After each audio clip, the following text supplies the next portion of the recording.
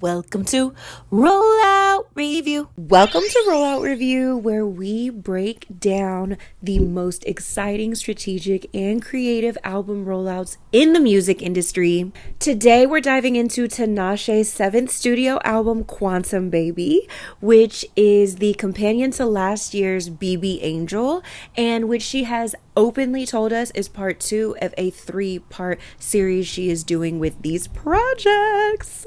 This is Tinashe's 3rd independent project, and if you've been following her career, you know what a journey it's been.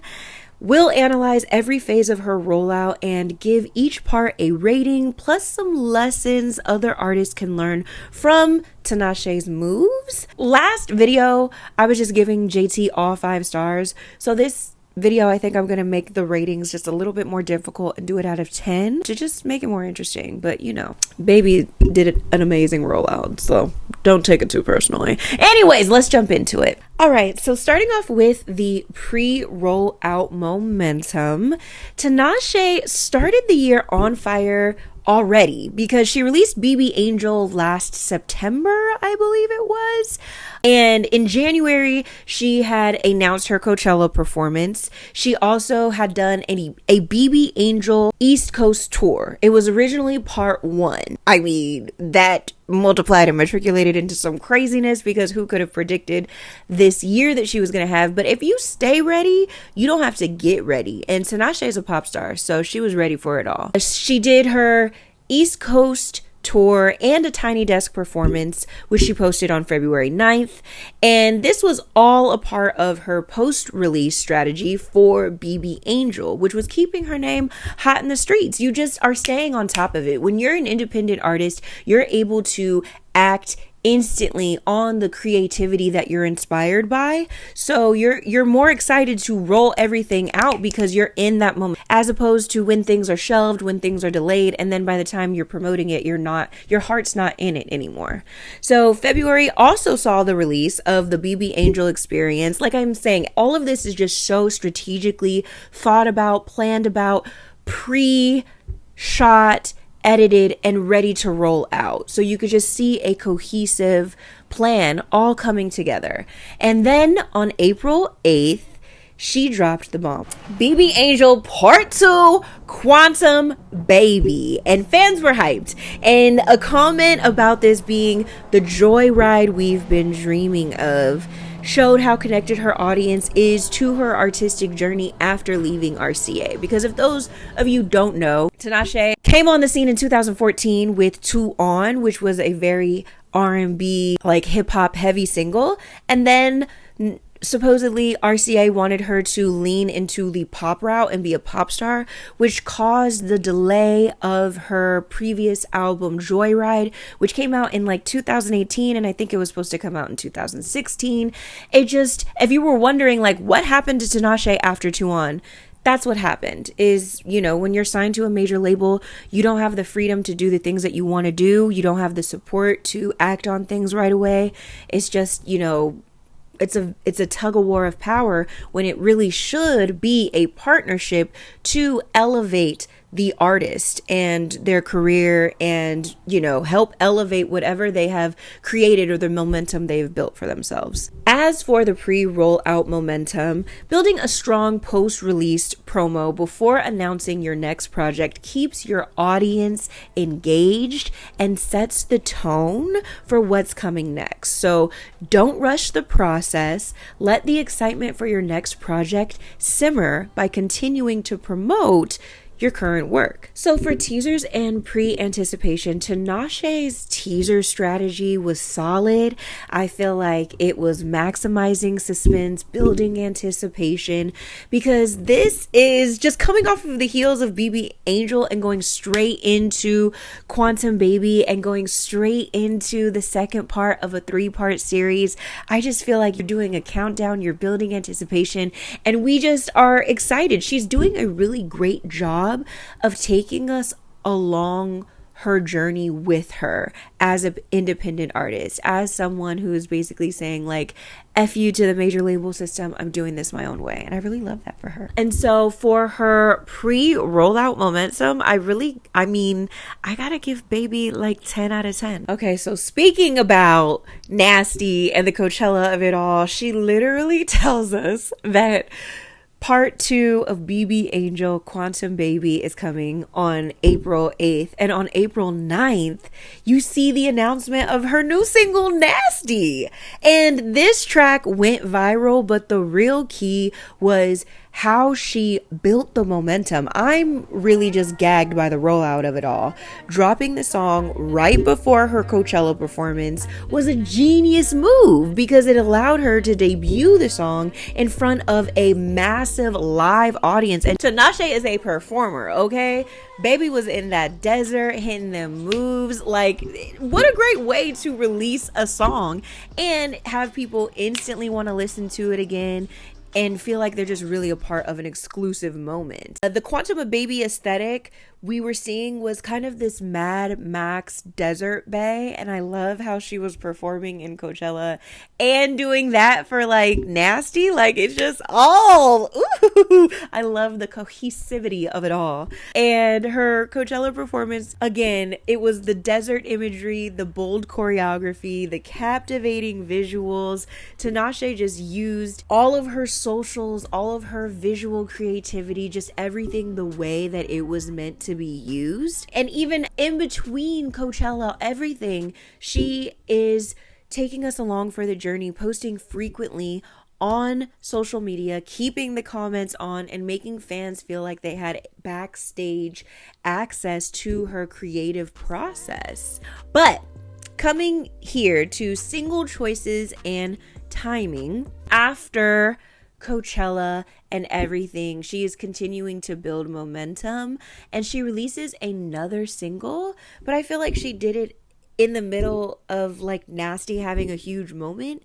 So I don't know if the single was planned and everything was shot and she just did it because she had already planned to, but only because of that, for single choices and timing, does it get a rating of a 9.5, because she made smart choices with the singles and they set the tone from the album. It was just the timing could have been slightly more strategic. Like, we have everything going on with Nasty, let's just keep doing Nasty stuff. And then if you have her, what was Get No Sleep, I think was her second single, and we kind of like passed over it. Like, Get No Sleep could have been the focus track. You could have released that video and everything with the album. But I think something that a lot of artists are also doing is they're releasing the album, they're seeing what songs become popular, and then they're putting their focus on that song after the album has been released. And so my whole thing is, if you were going to do a second single, but you're also doing all of these remixes of, we haven't even gotten into it all, but we'll get into it in a second. The timing just could have been more strategic. And the lesson that we can take from this Nasty and Coachella performance is that the timing your release around major events like festivals or performances, it maximizes your exposure. So don't just release music, tie it to something bigger so that it has life beyond streaming numbers. So the street level marketing and the social media mastery. Oh my gosh, I'm so excited to talk about this because you guys, Tinashe is an independent artist and she posts like she's an independent artist, like she has something to prove, and she's proving it. And I'm so excited to talk about it. If you can't tell, okay, my ADHD brain will take me everywhere. Anyways, staying focused. So after Coachella, Tinashe did not rest. She continued promoting Nasty, having these cohesively aesthetic photo shoots in the desert while on set, having content in all of the different looks that are in the Nasty video, and having that content on your TikTok. You're doing all of the things and you're doing them so well, Tinashe. So you are continuing to give us that, but you're also doing street level marketing, which I love, because everybody just knows how to do stuff on their phone and in social media. They don't even understand the significance of having street posters. And when you're in New York, you walk everywhere. So street posters in New York, even street posters in LA, at certain places where there's construction and different things, with a QR code going directly to to your single. It's so smart, combining the physical and the digital marketing in a way that most artists just don't do these days, even posting about it on Instagram so that people are like, oh, like that's just still smart. So by the time that she hit China for her sold out tour, Nasty was getting serious traction. Fan generated content like that TikTok dance. It seems like, I think his name is Nate, who is the white boy who does the infamous Nasty Girl dance with, the black girl. It feels like they're a part of like a dance group.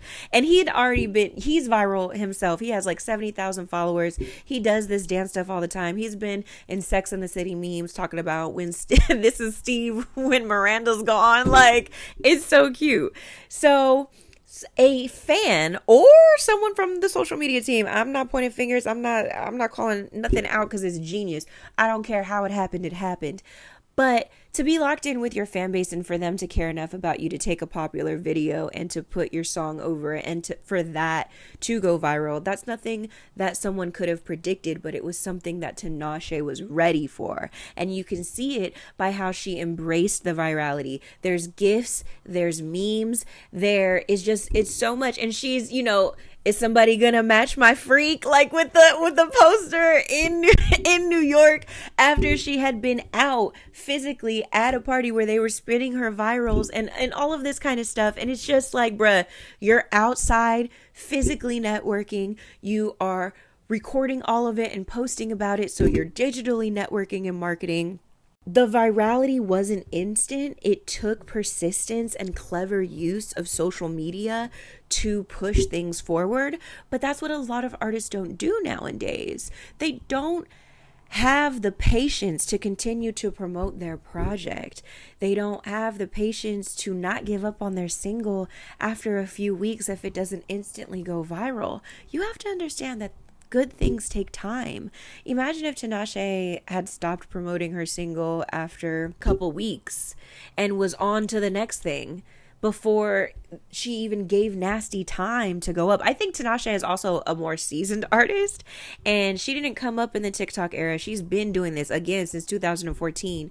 So she understands, like, I have a plan and I'm promoting my single this amount of time. I don't care what happens. I have all of this content. I have all of these things. I'm going to spread it out and I'm going to give my single time. It's just amazing. The fan generated content is synced with Nasty and it created a buzz and it brought more listeners to the track. She didn't shy away from her virality. She didn't say, oh, I don't want to be a TikTok artist. She embraced her virality. She embraced the dance. She would do the dance with people, and to me, it feels like she had something to prove as an independent artist. And I think that she is just so grateful for her success because she's like, I knew it. I fucking knew it. Like, I'm about to cry because just the validity of having creative concepts and wanting to act on them and not being able to act on them because your label isn't letting you, and to be freed from that label system. And if I was an artist, I don't know if this is going to work, but I'm not giving up on me, and I'm doing this, and I'm doing my plans, I'm doing all of my creative, and I'm doing it when I want to, how I want to. Baby's doing her way and she's going up for it. I don't want to cry, but for social media engagement, the only thing that might have been missing is like her going live. Like, spontaneous live streams I feel like would have been great. So that's the only reason that I'm going to give her a 9.5 out of 10, because you're consistently active. You're on social media. You literally are posting fucking every day, y'all. Almost like every day. There might be a gap and that might be a weekend, but going through her timeline, she hasn't let up all year.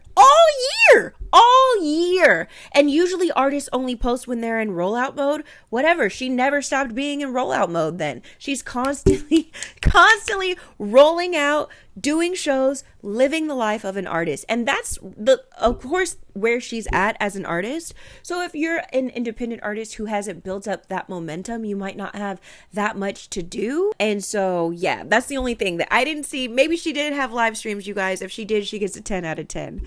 For the physical marketing as well, I want to give her the rating.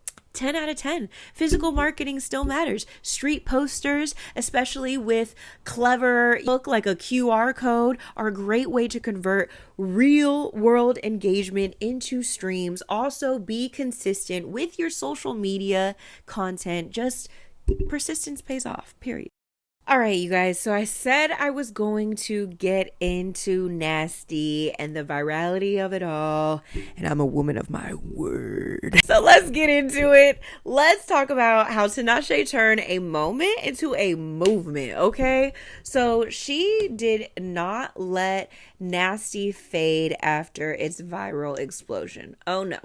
Instead, she used that moment to launch an even bigger movement, leading her to have a Billboard charting summer anthem. The lip gloss of it all. Sorry. One line from the song, "Is somebody gonna match my freak?"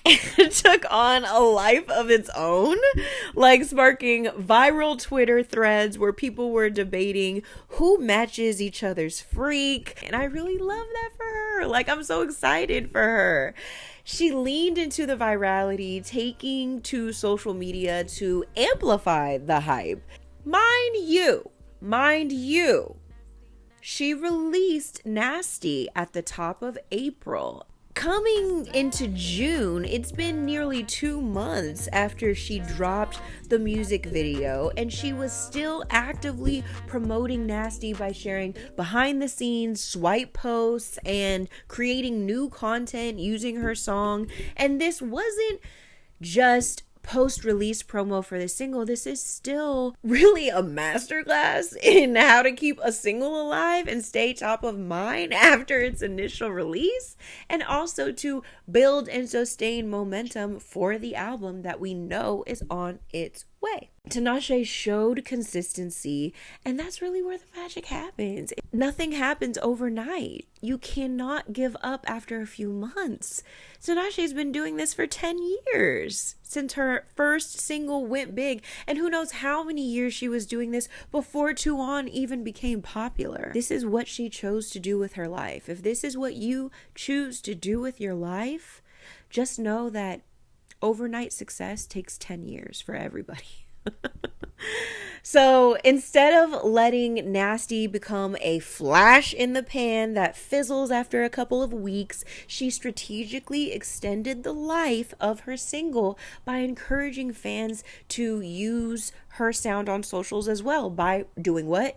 Using her sound on socials herself. Hello. And like in a way where it's like not curated aesthetic content, in a way that other people can do it if they want to do it themselves. Oh yeah, not to mention the collaborations and the features of it all. That could be a whole nother section, but the way that she did it to sustain the virality of Nasty, y'all, oh my gosh. On June 17th, she releases a Match My Freak EP.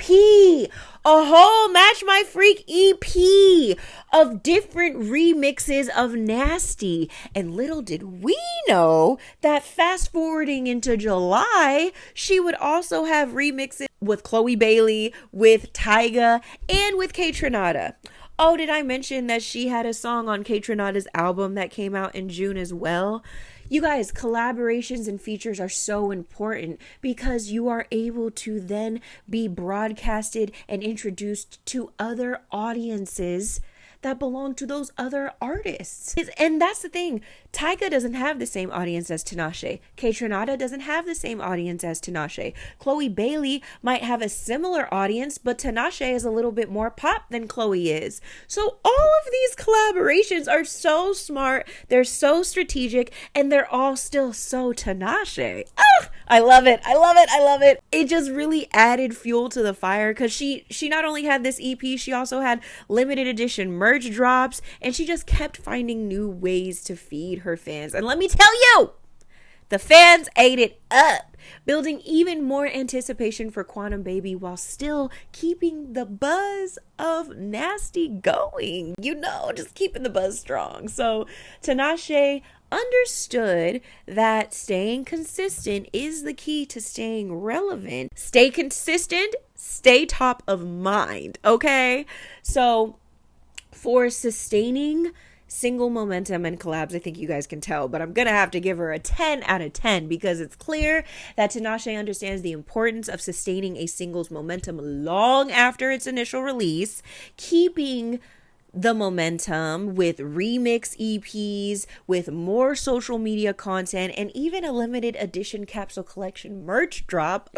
Oh my gosh, amazing. Feeding. Oh, the Tinashe fans are well fed. And the collaborations were perfectly chosen, aligning with her sound and with her vision for the album. Each feature enhanced the project, adding diversity and layers without overshadowing Tinashe's own artistry, which is very, very important. So the lesson that we can take away from all of this is don't let your single fade after the initial hype. Give it new life with remixes, creative content, collaborations, and keep feeding the fans, and they'll stay engaged longer. So it's actually hard to do a rollout review for Quantum Baby without getting sidetracked with the virality and excitement of Nasty. So let me get like streamlined and focused, and let me just back on a timeline, because Tinashe was also doing things outside of music. She had this green tea Maria Juana line that she was launching as well. I love a girl with a plan, like a ma'am with a plan. Like she's just making it all happen. She had showed us pictures with her plants early in 2024 and said that the line was coming this summer, and it really came this summer. Like that's very I know that that's like bare minimum, but I'm like, how many times do people say that something is going to come out and it never comes out?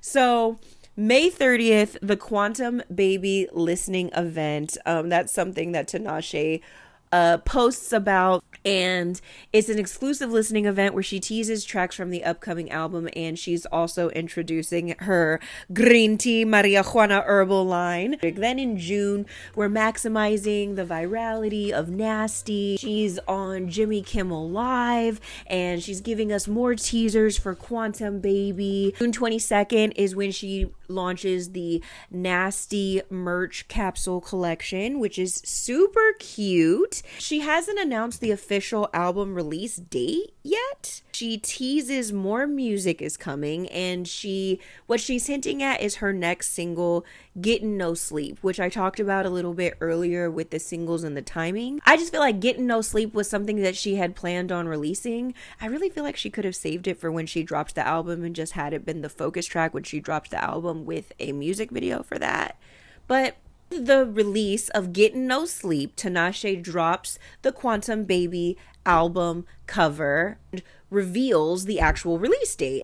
This move instantly sparks fan engagement, and her comment section is like flooded with demands for a tour. I'm like, dang, y'all, dang. She just told you guys when the album was coming. Like, it's so cute. It's so cute. I love to see her demand, like I love to see her fans like demand for her the anticipation that she's building. She's just doing everything so well. So at the end of June, she announces August 16th. That's when Quantum Baby is coming. She reveals the album cover. July, more remixes, more fans are eating it up. We're excited. We're like, oh my gosh, yes, I definitely think Chloe can match your freak, girl. So you're also, I think physical marketing is taking a play.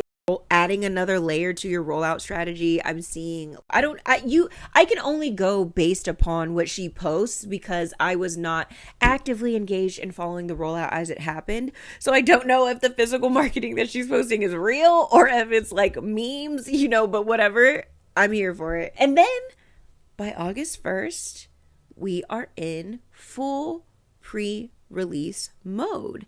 Quantum Baby train is full speed ahead with more than 100 million streams on Spotify alone. That's the thing about sharing your journey. Every time a milestone happens, she's excited about it and she's sharing it with us. It seems genuine and humble, and I'm proud. I'm happy for her because, again, she was stuck at a major label for years that wasn't letting her act on her creativity when she wanted to, how she wanted to. And she's showing either she wasn't doing this while she was at the label or she had something to prove and she's proving it. Either way it goes, it's working for you, girl. So the level of an artist that Tinashe is, sharing Spotify playlist covers and doing track list reveals and constant fan engagement, like, that's what artists at your level should be doing, but we're not getting it from everyone. I feel like some people just don't understand why they should be doing all of these things, and they just want to make the music, release it, people find it, fuck with it, and think that they're dope. And it's like, no, it takes work, and Tinashe is working, and this sets the stage for like what's to come. August 6th, tour announcement.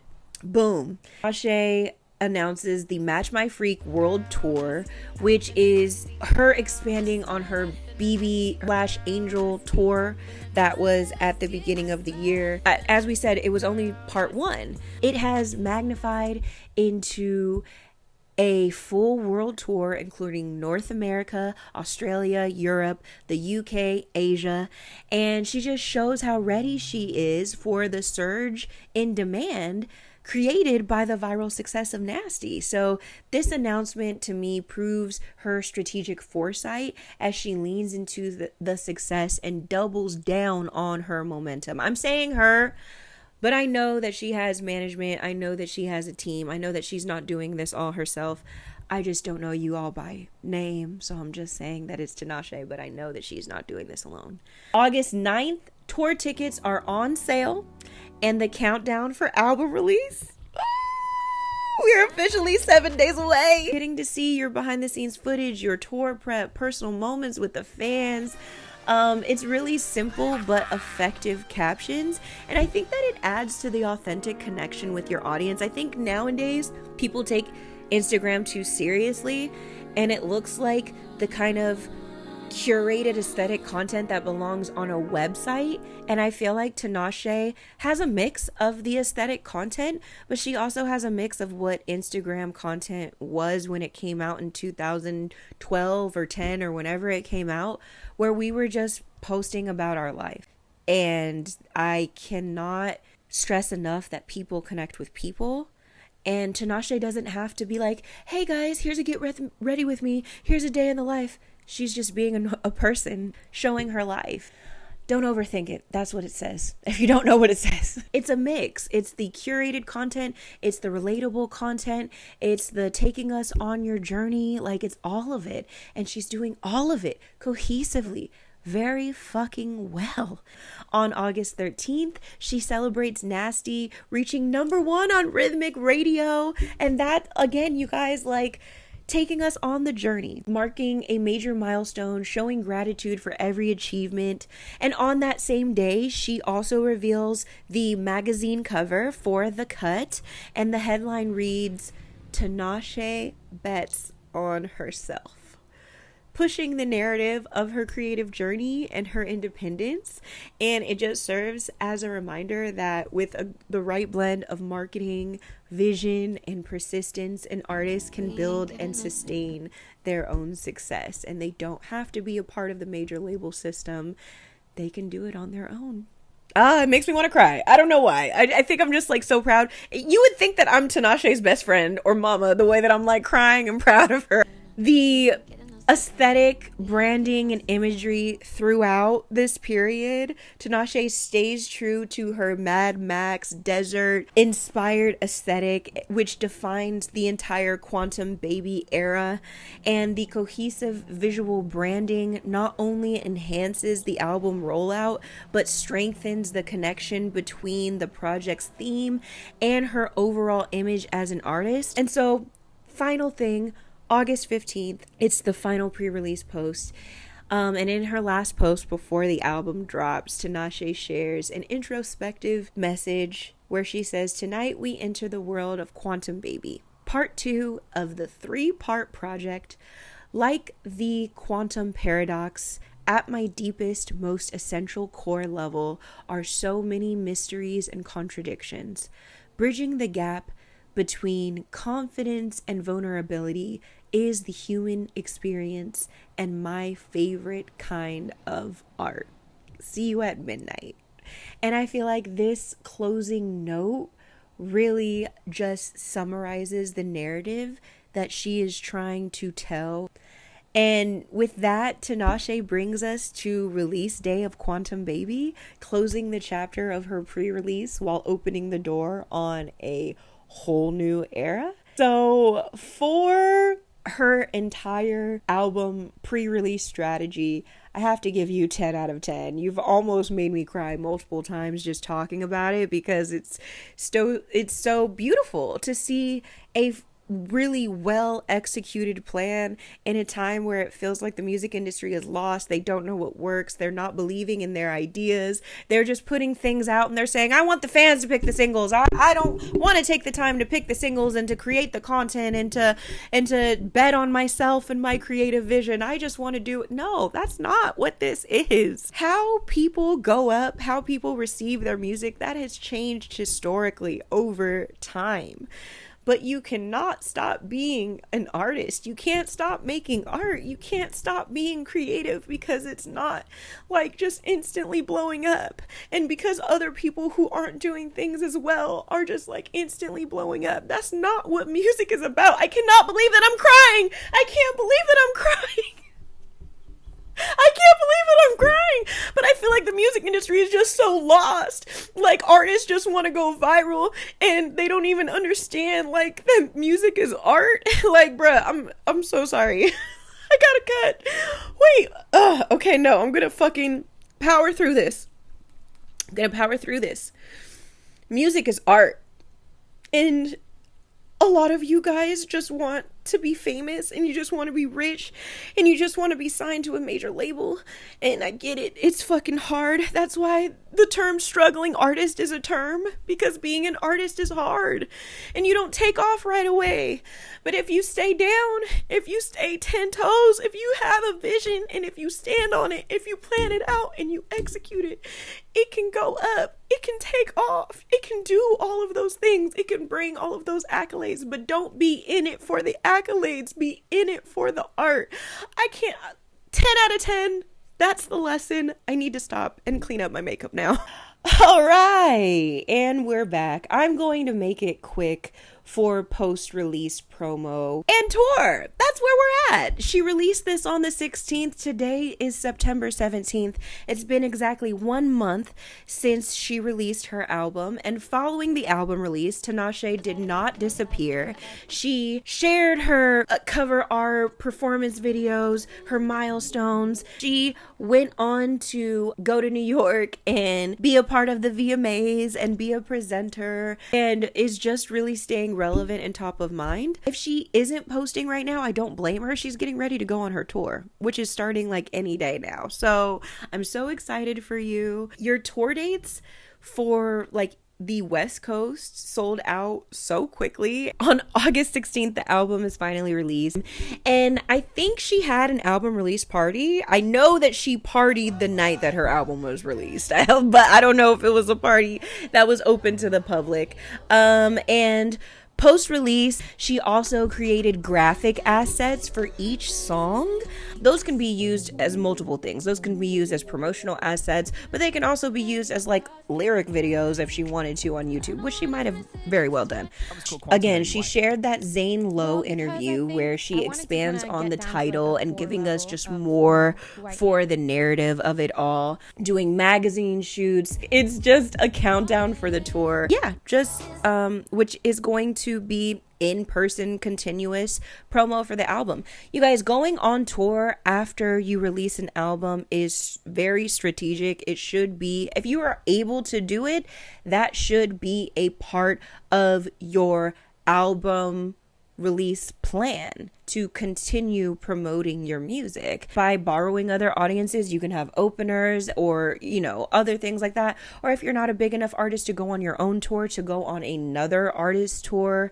That is just the greatest way to get new people on your team, is by performing live, and to gain followers, to gain all of the things. So she's very much outside with press and performances. Overall, I'm so happy for Tinashe. I'm so proud of her for never giving up on herself. Baby has something to prove, and I believe that we are witnessing it, and I am super excited for part 3 of this amazing series, and I'll be ready for the rollout. So that I can review it. So rating for this section, I'm gonna give it a 9 out of 10. She was present in key outlets and interviews. I wish there would have been more, but she has no control over that. So you know what I'm saying? Like, I can't knock her because of something that's out of her control. I think the lesson that we can really take away from this is that post-release promo is just as important as the lead up. You can't release an album and then go quiet after a few weeks. Staying consistent across all platforms ensures that your project has longevity. Period. All right, you guys, this is the end of my video essay. We have finally come to the conclusion. Tinashe's Quantum Baby rollout is a masterclass in how to be an independent artist. From her consistent content, strategic timing, and sustained momentum with Nasty, to her bomb social media game and physical marketing strategies, Tinashe has proven that being independent is no limitation when you're ready to hustle. Okay? Overall, I'm giving this rollout a solid 10 out of 10. Baby's a 10. She's all 10s across the board. I just, if I didn't give her a 10, I was just trying to switch it up and just not be too, thirsty. But the lessons are stay consistent, be strategic, and always have a plan. Tinashe showing us all what's possible when you have creative freedom. And I can't wait to see how she takes this to the next phase in her career. So thanks for tuning in to Rollout Review. I'll see you next time. Oh, and please make sure to like, comment, and subscribe and stay up to date on the latest rollout breakdowns, but also jump in them comments and tell me whose rollout you would like me to review next. I love getting suggestions from you guys. That's where I even got the idea to do this rollout, and I'm so happy that you guys put me on because it was amazing. So thank you. Bye. And if you need help crafting your own rollout strategy, you know where to find me. Head to noconformity.zone, hit me up to know more, and let's make your next release unforgettable. For watching Rollout Review. Oh yeah, like it, share it, subscribe for more. Thanks so much.